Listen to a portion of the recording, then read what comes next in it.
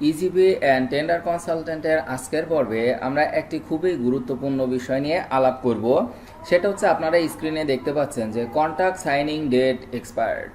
এই প্রবলেমটি বর্তমানে অধিকাংশ প্রকিউরিং এন্টিটিগণই ফেস করতেছেন।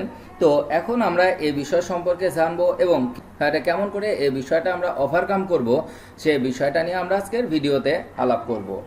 তাহলে এখানে কন্ট্রাক্ট সাইনিং ইনফরমেশন নোয়া ইস্যু করার 28 দিনের মধ্যে যদি ইজিবি সিস্টেমে আপলোড করা না হয় তাহলে কন্ট্রাক্ট সাইনিং ডেট এক্সপায়ার্ড আসবে। এক্ষেত্রে পারফরমেন্স সিকিউরিটি রিলিজ করা বা কোনো কাজে টাইম এক্সটেনশন হলে নিউ পারফরমেন্স সিকিউরিটি নেওয়া বা পারফরমেন্স সিকিউরিটি এক্সটেনশন করা সম্ভব হয় না। ফলে দেখা যায় যে অনেক বড় একটা সমস্যার মধ্যে পড়তে হয়। তো এরকম বিষয় হলে এখন আমাদের কি করণীয় সে বিষয়গুলো আমরা দেখব। তাহলে কন্ট্রাক্ট সাইনিং ডেট এক্সপায়ার হওয়ার পরেও আমরা কিভাবে কন্ট্রাক্ট এগ্রিমেন্ট আপলোড করব সেটা জানতে প্রথমেই আমাদের প্রকিউরিং এন্টিটির আইডিতে লগ ইন করতে হবে। তাহলে আমরা প্রকিউরিং এন্টিটির আইডিতে লগ ইন করি। প্রকিউরিং এন্টিটির আইডিতে লগ ইন করার পরে আমরা এই যে আদার অ্যাক্টিভিটিস যে ট্যাব এখানে আছে, আদার অ্যাক্টিভিটিস ট্যাব থেকে approval of contract signing information এখানে আমরা যদি ক্লিক করি তাহলে আমরা কতগুলা টেন্ডারের এমন আমাদের এখনও কন্ট্রাক্ট এগ্রিমেন্ট আপলোড করা হয়নি সে বিষয়টা কিন্তু আমাদের এখন এখানে দেখাবে। তাহলে দেখেন আমরা যখন আদার অ্যাক্টিভিটিস ট্যাব থেকে অ্যাপ্রুভাল অফ কন্ট্রাক্ট সাইনিং ইনফরমেশনে ক্লিক করলাম তখন আমরা এখানে একটি টেন্ডার দেখতে পেলাম যার আইডি হচ্ছে 101427। তার মানে এই টেন্ডারটি আমার কন্ট্রাক্ট সাইনিং ডেট এক্সপায়ার্ড হয়ে গেছে। যেমন দেখেন এখানে স্ট্যাটাস এক্সপায়ার্ড বাই সিস্টেম, তার মানে এটা আমার নোয়া ইস্যু করার 28 দিনের মধ্যে যে কন্ট্রাক্ট এগ্রিমেন্ট আপলোড করার কথা ছিল সেটা করা হয়নি। তাহলে এখন কি করতে পারি? তো সে লক্ষ্যে আমরা এখন নতুনভাবে কন্ট্রাক্ট এগ্রিমেন্ট আপলোড করার জন্য আমরা দেখেন এখানে অ্যাকশন বাটনে লেখা আছে প্রসেসে ক্লিক করব। তাহলে আমরা এখানে প্রসেসে ক্লিক করলাম।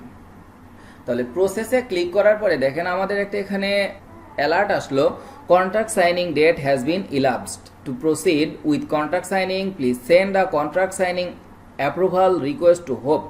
Do you want to proceed? তার মানে এখানে এখন আমাকে দেখাচ্ছে যে আমার contract signing date already expired হয়ে গেছে। তো আমি যদি এটা প্রসিড করতে চাই তাহলে আমার হোপের অ্যাপ্রুভাল লাগবে। এখন আমি হোপের অ্যাপ্রুভালের জন্য এটা পাঠাবো কি না। তো এখন আমরা এখানে ইয়েস করব।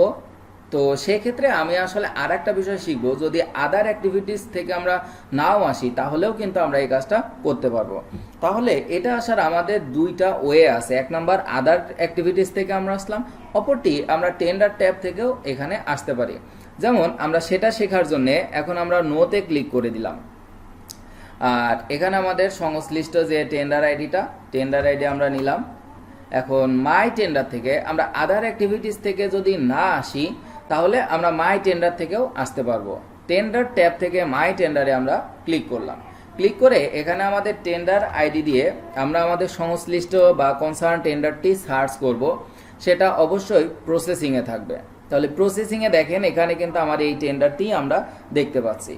তাহলে এই টেন্ডারে এখন আমরা এই ড্যাশবোর্ড দ্বারা এখানে প্রবেশ করব। ড্যাশবোর্ড দ্বারা প্রবেশ করার পরে দেখেন এখানে কন্ট্রাক্ট সাইনিং আছে। তো কন্ট্রাক্ট সাইনিং আমরা ক্লিক করব। এখন কন্ট্রাক্ট সাইনিং এর দেখেন এই যে এখানে দেখেন দেখা যাচ্ছে কন্ট্রাক্ট সাইনিং ডেট এক্সপায়ার্ড। তার মানে এখানে আমার already contract signing date expired দেখাচ্ছে, যেটা আমরা কিছুক্ষণ আগেই দেখেছি। প্লাস এখানে দেখেন টু প্রসিড ক্লিক হেয়ার নামে একটি অংশ লেখা আছে, যেটা আমরা কিন্তু অ্যালার্ট দেখতে পেয়েছি। তো আমরা আদার অ্যাক্টিভিটিস থেকে যেমন এই অংশতে আসতে পারি, আবার মাই টেন্ডার থেকে আমার সংশ্লিষ্ট টেন্ডার সার্চ দিয়েও এই অংশতে আমরা আসতে পারি। তো আপনাদের কাছে যেটা সুবিধা মনে হবে এ পর্যন্ত আসবেন।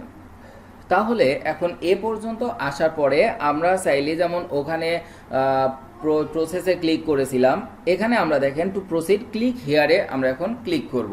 তাহলে ক্লিক হেয়ার আমাদের সে অ্যালার্টের মতো সেম এখানে আমাদের এই অ্যালার্টটি দিচ্ছে। তার মানে আমার কন্ট্রাক্ট সাইনিং ডেট এক্সপায়ার্ড, যদি আমি হোপের অ্যাপ্রুভাল নিয়ে এটাকে অগ্রসর হতে চাই, তাহলে আমাকে এখন ইয়েস করতে হবে। তাহলে do you want to proceed, আমরা এখন এখানে ক্লিক করব হচ্ছে ইয়েস। এখন দেখেন আমার এখানে একটা রিজন লিখতে হবে, তার মানে আমার যে টেন্ডারে কন্ট্রাক্ট সাইনিং করা হয়নি, মানে কন্ট্রাক্ট সাইনিং আপলোড করা হয়নি, কেন কন্ট্রাক্ট সাইনিং আপলোড করা হয়নি সেটা আমাদের এখানে লিখতে হবে। তাহলে আমরা একটা কমেন্ট এখানে লিখতে পারি, ডিউ টু নেগলিজেন্স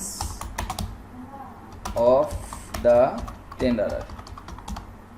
আমরা এখানে কমেন্ট লিখলাম যে due to negligence of the tenderer, তার মানে ঠিকাদারের অবহেলার কারণে, মানে ঠিকাদারের থেকে নির্দিষ্ট সময়ে যে কন্ট্রাক্ট এগ্রিমেন্ট চাওয়া হয়েছে ঠিকাদার এটা আমাদের দেয়নি, তো ফলে সেই কারণে আমাদের এটা আসলে আপলোড করা হয়নি।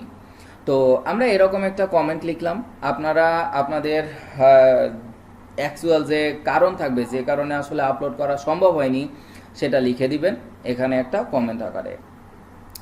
এরপরে এখন আমাদের upload reference document if any, এই আপলোড রেফারেন্স ডকুমেন্টের এখানে অবশ্যই আপনাকে যেটা 100 টাকার 3টা স্ট্যাম্প, অর্থাৎ 300 টাকার স্ট্যাম্পে যে এগ্রিমেন্ট সাইন হয়েছে সেটা অবশ্যই এখানে এখন আপনাকে আপলোড করতে হবে।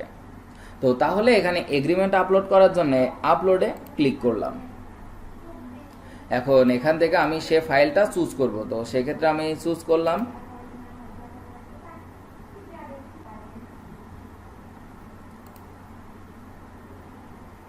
এখন এটাই হলো আমার সে সংশ্লিষ্ট বা কনসার্ন ফাইল, আর এখানে লিখে দিলাম হচ্ছে কন্ট্রাক্ট এগ্রিমেন্ট।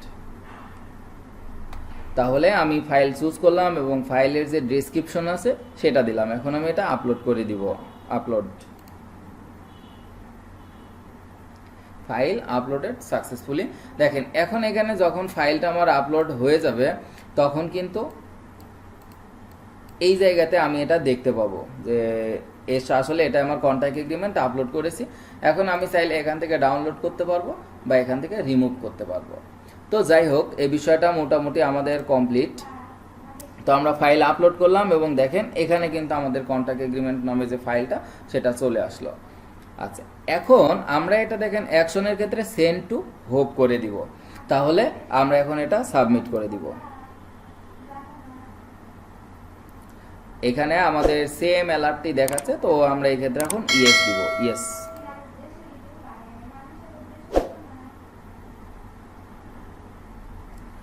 আচ্ছা, এখানে দেখেন এখন আমাদের এখানে লেখা আসলো ইনফরমেশন প্রসেসড সাকসেসফুলি। তার মানে এটা আমাদের যিনি কনসার্ন হোপ আছেন, তার মানে হেড অফ প্রকিউরিং এন্টিটি বা ক্রয়কারী কার্যালয় প্রধান, এটা তিনার কাছে আছেন। এখন হেড অফ প্রকিউরিং এন্টিটি এটা জাস্টিফাই করবেন এবং হেড অফ প্রকিউরিং এন্টিটি বা হোপ সেটি অনুমোদন দিলে পুনরায় টেন্ডার মেনু থেকে সংশ্লিষ্ট টেন্ডারের ড্যাশবোর্ড থেকে কন্ট্রাক্ট সাইনিং সাবমেনুতে গিয়ে কন্ট্রাক্ট ইনফরমেশন বা কন্ট্রাক্ট এগ্রিমেন্ট আপলোড করা যাবে। এভাবে যে কোনো একটা দপ্তরের যদি একাধিক টেন্ডার এরকম কন্ট্রাক্ট সাইনিং ডেট এক্সপায়ার্ড হয়ে যায় তাহলে প্রত্যেকটা টেন্ডার পৃথক পৃথকভাবে হোপের কাছে অনুমোদন নিতে হবে। তো আশা করি সবাই প্রক্রিয়াটা বুঝতে পেরেছেন। যদি কোনো সমস্যা বা জিজ্ঞাসা থাকে তাহলে কমেন্ট করবেন। ইজিবি অ্যান্ড টেন্ডার কনসালটেন্ট চ্যানেলটি সাবস্ক্রাইব করে সঙ্গে থাকবেন। সবাইকে ধন্যবাদ।